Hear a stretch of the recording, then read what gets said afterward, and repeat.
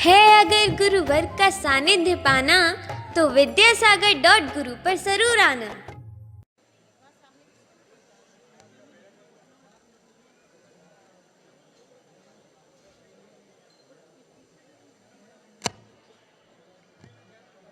ओम नमः सिद्धेभ्यः।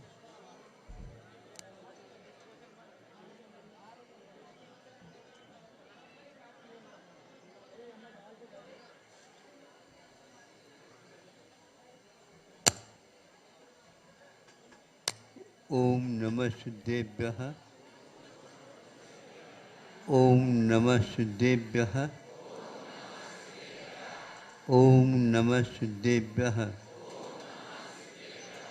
अहिंसा परमो धर्म की। आचार्य गुरुवर श्री कुंद कुंद भगवान की। आचार्य गुरुवर श्री ज्ञान सागर मुनि महाराज की। जय परम पूज्य संत श्रवणी आचार्य भक्त विद्यासागर जी महामुनि राज्य की। समस्त आचार्य संघ की।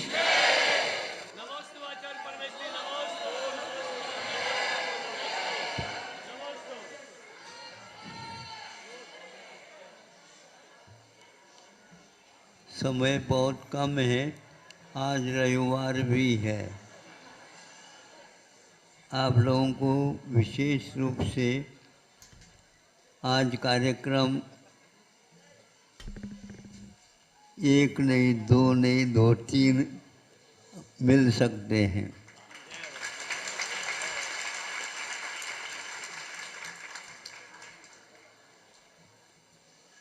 ये पूछना चाहता हूँ,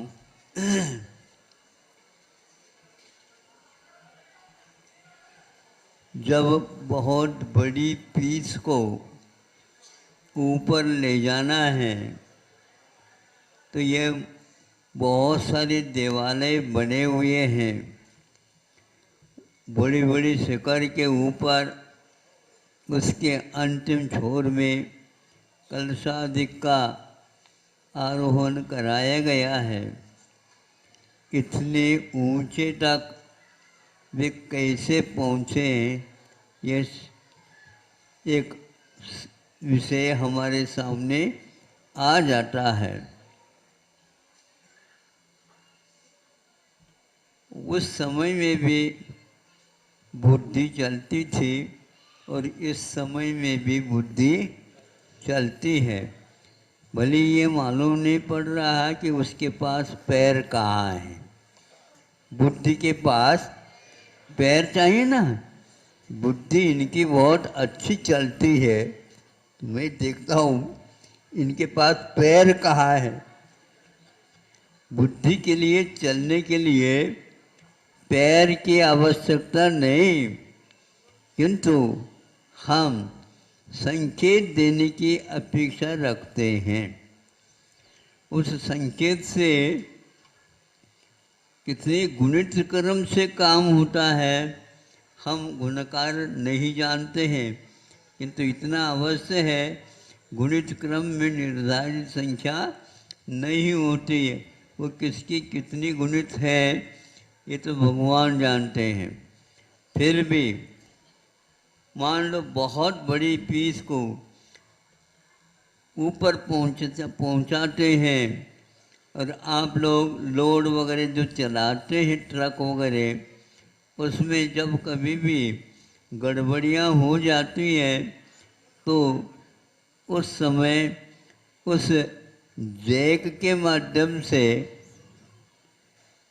आप उसको थोड़े से ऊपर उठा देते हैं और उस जैक को चलाने वाला अपने हाथ से उसको चाबी जैसे देता रहता है। अब वह ऊपर की ओर अपने आप आसानी से उठती है। अब दिमाग चलाओ यहाँ पर क्या है इसमें, तो वह धीरे धीरे एक एक सूट इस प्रकार ऊपर की ओर जा रही है। अब ऊपर तक पहुंचने के उपरांत उसको ज़्यादा देर मत टिकाओ वहाँ पर।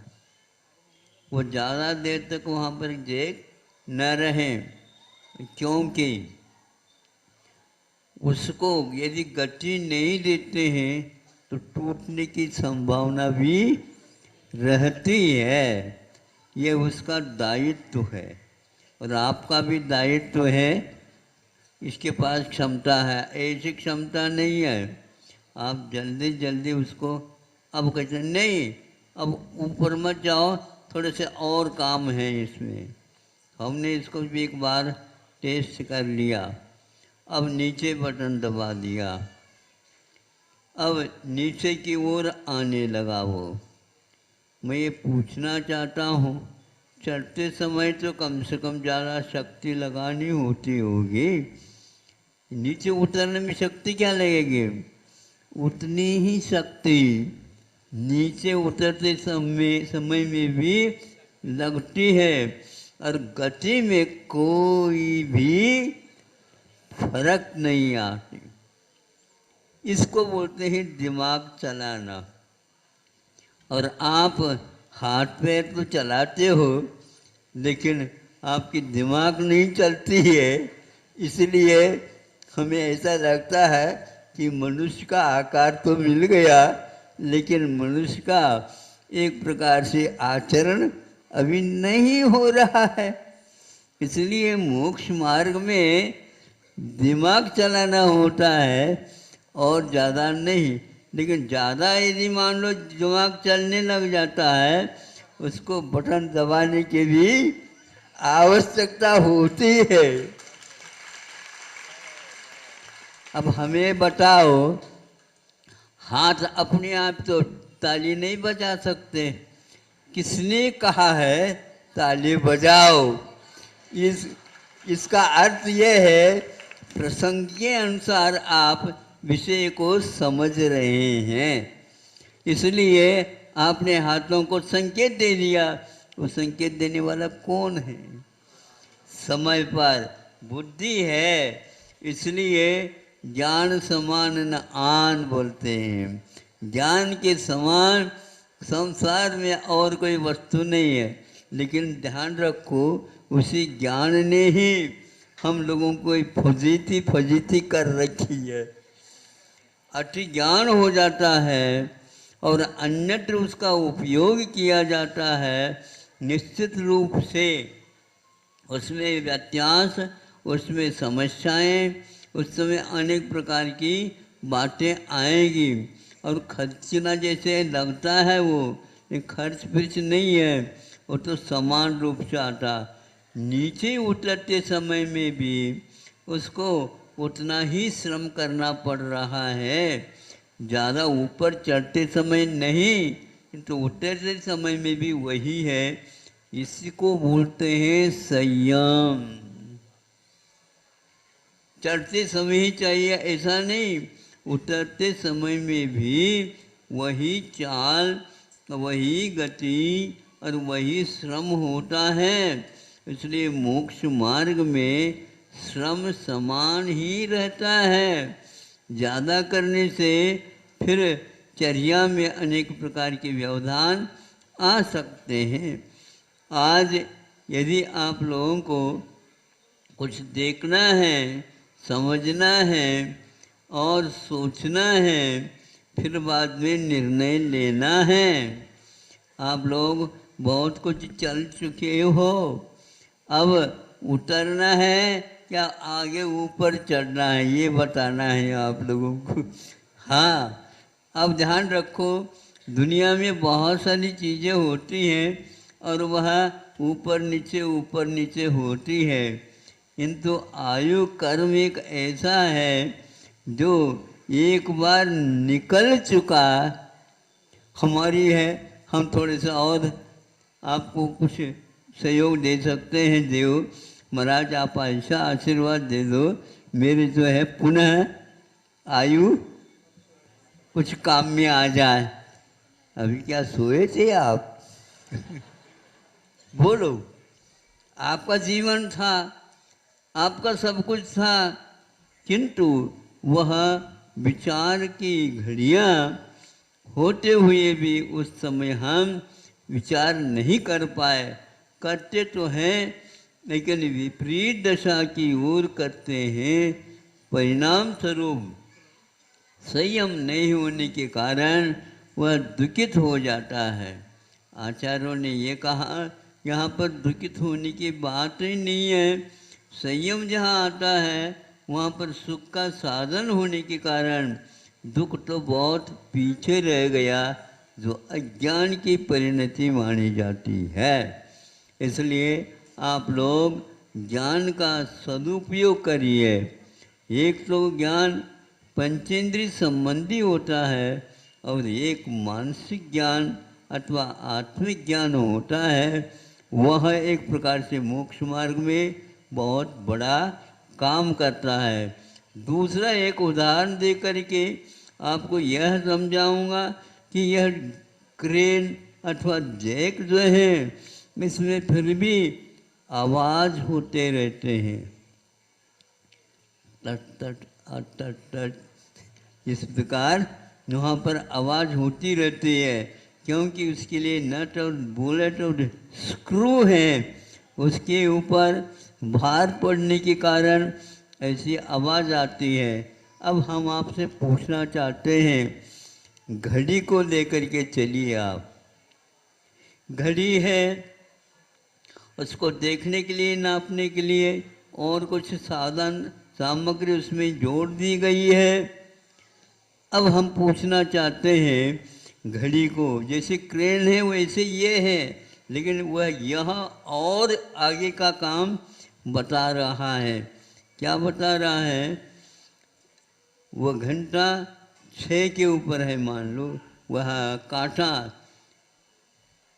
ऊपर चढ़ने लगा, चल रहा है, चढ़ता चढ़ता गया, 12 बजे तक चला गया वो। अब आपको सोचना, अब वो हम ऊपर नहीं चढ़ रहा, अब कहाँ चढ़ रहा है? नीचे की ओर। आप लोग अपनी सुविधा के अनुसार इसको बताएं, लेकिन रेल की जो घड़ियाँ होती हैं वह 12 के बाद हाँ 12 के बाद वो 13 गिनता है, 14 गिनता है, इस प्रकार नीचे तक आएगा।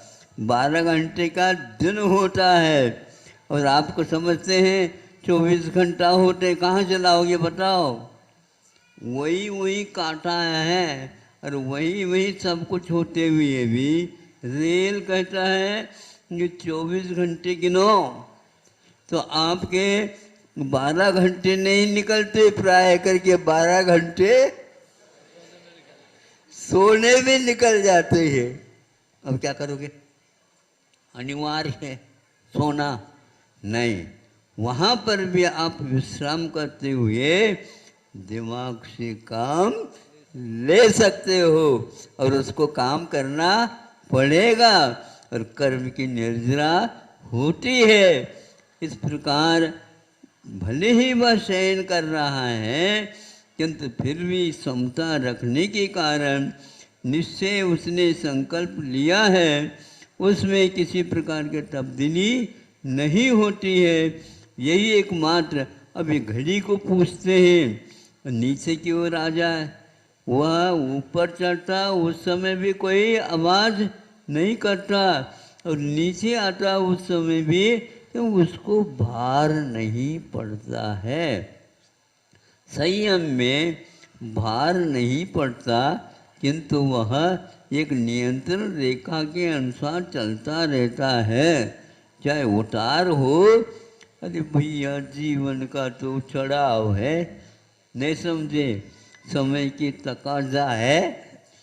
बच्चे नहीं मानते हैं ना, तो वृद्ध मानते हैं क्या? जिस समय वो भी बच्चे थे वो भी दादा को यही जवाब देते थे, हमारे तो अभी खाने पीने के दिन हैं, इसलिए रात दिन खाओ। हाँ नहीं, रात दिन खाने से कुछ काम नहीं चलता। उसी प्रकार मान लो चाबी देनी पड़ती है घड़ी में, उसमें चाहे दिन हो चाहे रात हो, चाबी तो उतनी ही देनी पड़ती है। ये उसका संयम है। और आप लोग संयम को छोड़ करके हम देख लेंगे, महाराज जी से प्राइज ले लेंगे, जमा हो आप तो। अब आपसे बच्चे क्या लाभ लेंगे बताओ।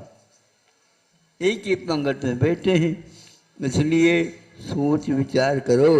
जो आप कर गए हैं वही उनको भी करना है, लेकिन आप में अब अनुभव जुड़ गया 50 वर्ष का, इसलिए उसको आप बुद्धि के माध्यम से निर्णय लेते हैं। ये तो एकमात्र चक्कर है, तेली का बैल की भांति है। तेली एक देखो, तेली और बैल और वहाँ क्या कोलू, उसको दक्षिण में बोलते कोलू, कहाँ, हाँ कोलू बोलते हैं। कोलू का बैल होता है और उसको नहीं समझे, वह माइंड पर कोई सोच न ले, इसलिए आंखन बांधी पाटी। गुरु जी इसको बहुत अच्छे ढंग से प्रस्तुत करते थे।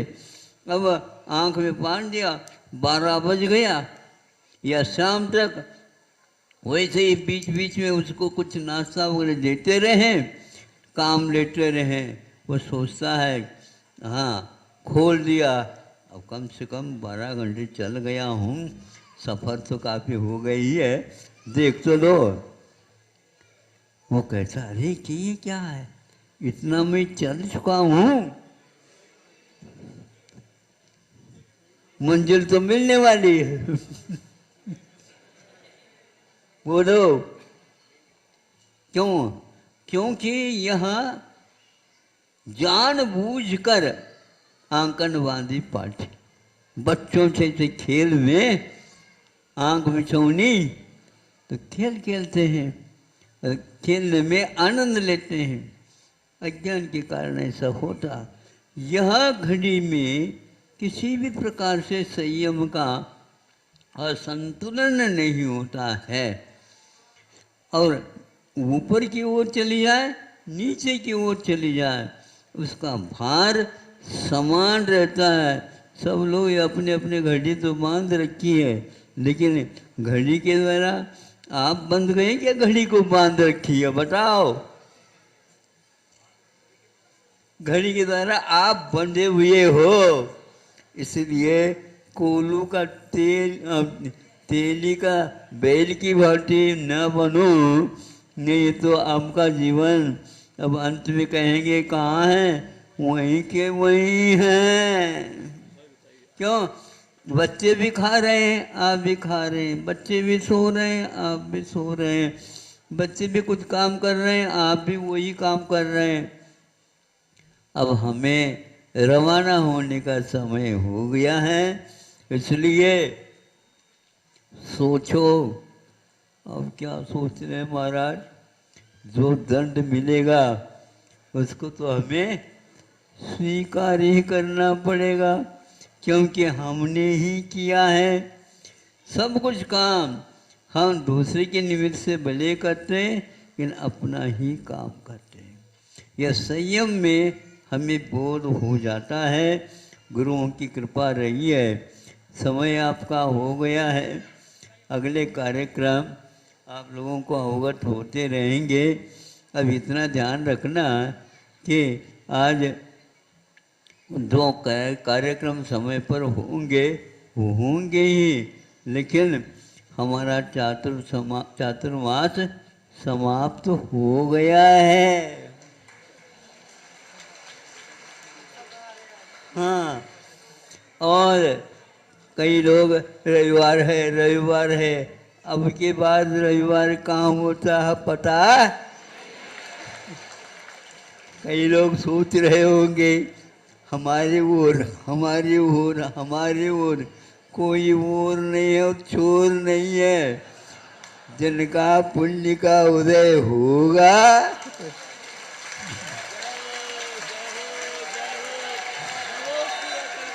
हाँ अब आप ही सोच लो घड़ी कैसे चलती है, सोच लो। हमारे लिए कुछ पुण्य होगा तो चलेगी, घड़ी हमारे भी बारे में कुछ बोलेगी, हाँ तो कोई बात नहीं।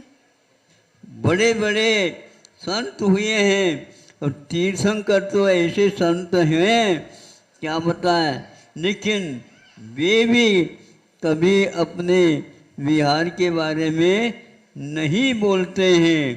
और हम लोगों के लिए भी कहा है उसको खोलो नहीं नहीं समझे पहले पता नहीं अभी ठीक, खोलो नहीं, क्योंकि एक रोएगा और एक हंसेगा, हम क्या करें। सुनो, ये बहुत कठिन है। जो रो रहा है वो भी भक्ति कर रहा है, धर्म ध्यान कर रहा है, और जो ताली बजा रहा है वो भी कर रहा है। हाँ, इसमें कोई घाटा वाला है ही नहीं। प्रॉफिट है, मुनाफा है, कोई हानि है ही नहीं। यह एक धर्म के आधार लेने से ही फल मिलता है, इतना ही पर्याप्त समझता हूँ। अहिंसा परमो धर्म।